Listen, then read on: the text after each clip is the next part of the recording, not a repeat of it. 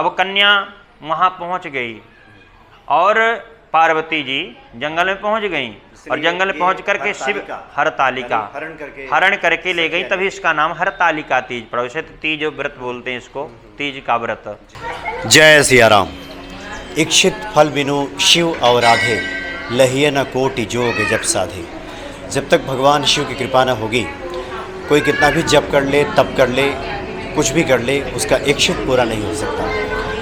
आज एक महाव्रत की कथा पंडित जी ने सुनाई है, हरतालिका तीज व्रत। हमारे सामने उपस्थित है पंडित लक्ष्मीकांत द्विवेदी जी, स्वागत है आपका। जय सिया राम। पंडित जी, आज की जो महिमा है आप भक्तों को बताएं कि आज इस व्रत की क्या महिमा है।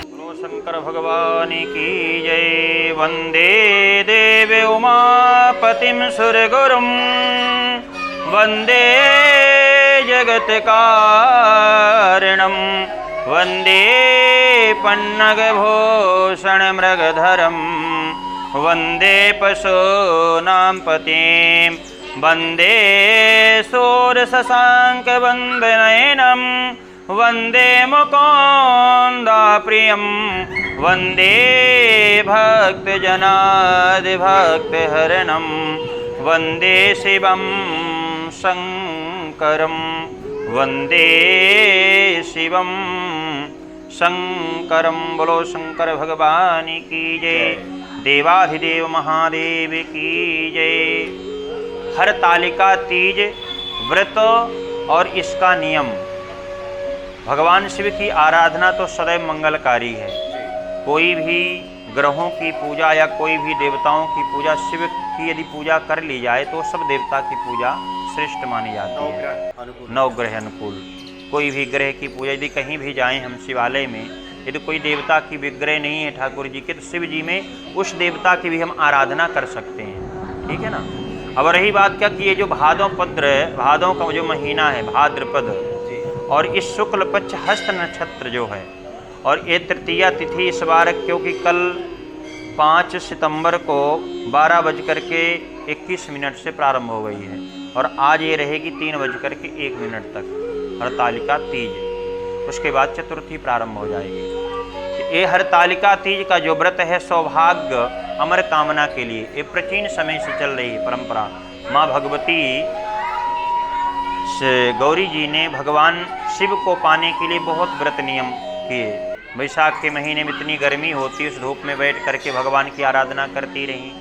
हमारा ये श्रावण का महीना आता है, इसमें भी अन्न को त्याग करके निराहार व्रत करती रही, बाहर बैठ करके अपर्णा कहलाई, और भगवान शिव जी की आराधना करती रही। और आराधना के उपरांत भगवान शिव जी ने उनको प्रत्यक्ष दर्शन दिया कि हे देवी, आप मांग लो मुझसे, क्या वर चाहती हैं आप। उन्होंने बोला कि यदि आप देव महादेव ही हो तो मेरे पति रूप में आप प्राप्त हों।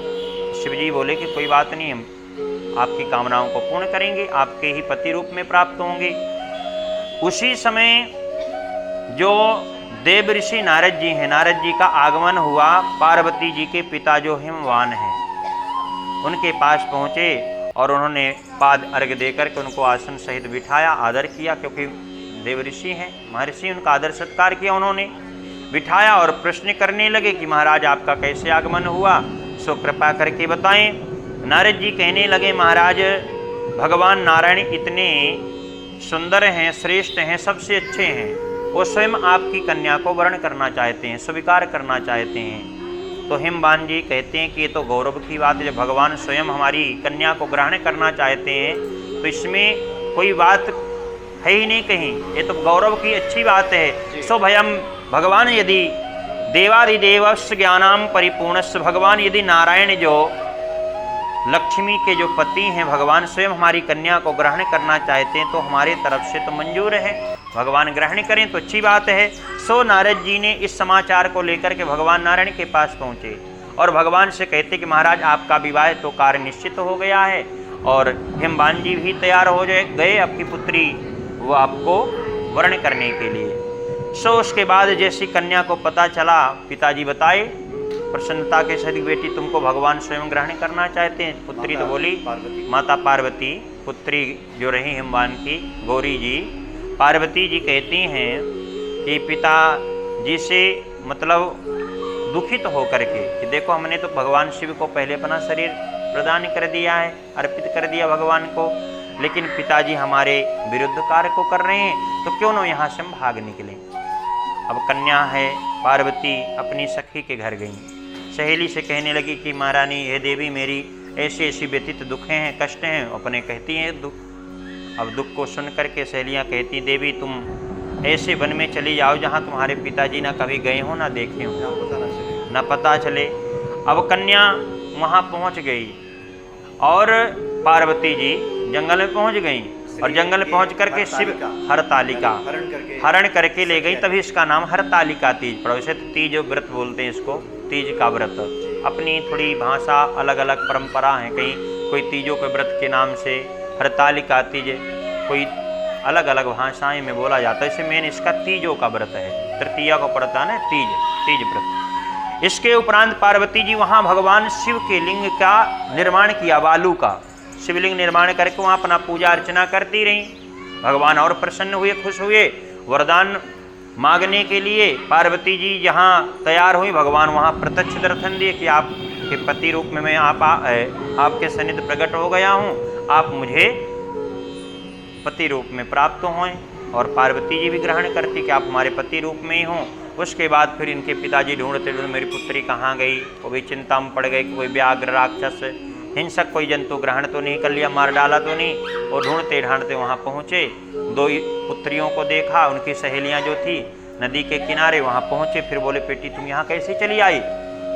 पुत्री कहने लगी पिताजी आपने ये जो मेरा शरीर है मैंने शिव जी को पहले ही समर्पित कर दिया था, और मेरे विरुद्ध आप कार्य कर रहे थे कि भगवान विष्णु के साथ मेरा विवाह करने को आप तैयार हो गए थे, इसलिए मैं यहाँ चली आई। तब पिताजी बहुत क्रोधित हुए, दुख के सहित पुत्री को हृदय से लगाया पार्वती जी को और बोले बेटी कोई विरुद्ध कार्य नहीं करेंगे तुम्हारी। यदि तुम पहले ही अपने भगवान शिव को पति रूप में समर्पित कर दिया था, अपने शरीर को पति रूप में उनको चुन लिया था, हासिल कर लिया था, निश्चित कर लिया था, तो कोई बात नहीं, शिव के ही सिवा आपका विवाह हम करेंगे नहीं किसी से, भगवान शिव जी के साथ विवाह करेंगे। तब पुत्री को लेकर के आए, तो सखियां हरण करके जो वन में ले गई थी उनको, पार्वती जी को, तभी इसका नाम उसी समय से हरतालिका पड़ा। वैसे तो तीज का ही व्रत इसे माना जाता है। हाँ, और जो भी कन्या, यदि कुमारी कन्या है ना, वो भी अपने इच्छित वर को पाने के लिए भगवान शिव की आराधना कर सकती हैं। और सौभाग्य स्त्रियां तो अपने सौभाग्य अमर प्राप्ति के लिए करती हैं व्रत, कुमारी कन्याओं के लिए भी ये व्रत का विधान है। हाँ, जैसे पार्वती ने तो पहले ही किया, इच्छित वर पाने के लिए भी। और जिस भी कामना से भगवान की है आराधना करी जाए, तो शिव की आराधना तो ऐसी मंगलकारी है। भगवान भोले बाबा वो तो कालों के महाकाल हैं, देवों के महादेव हैं। तो भगवान ऐसे भूत भावन हैं महामृत्युंजय कि यदि उनकी कृपा हो जाए किसी के ऊपर तो फिर सब कृपा करने लगते हैं। हाँ, श्वास श्वास में राम भज वृथा श्वास मत खोए, अना जाने से श्वास को आवन होए न होए। जो हमारी श्वासें आपको प्राप्त हुई, हर एक श्वास में भगवान शिव का राम नाम, सीताराम, राधे श्याम, कोई ना कोई भगवान का स्मरण हम सबको करना चाहिए। और आज के दिन रात्रि का भी जागरण है, माता बहनी रात्रि में जागरण करें, बढ़िया भगवान का श्रृंगार करके भजन कीर्तन मृदंग ढोलक मजीरा इत्यादि भगवान को बढ़िया गाना या शिव तांडव कोई भी स्तोत्र का पाठ कर जी भगवान की भक्ति भाव से। जी बहुत सुंदर। जय सीताराम, राधे राधे।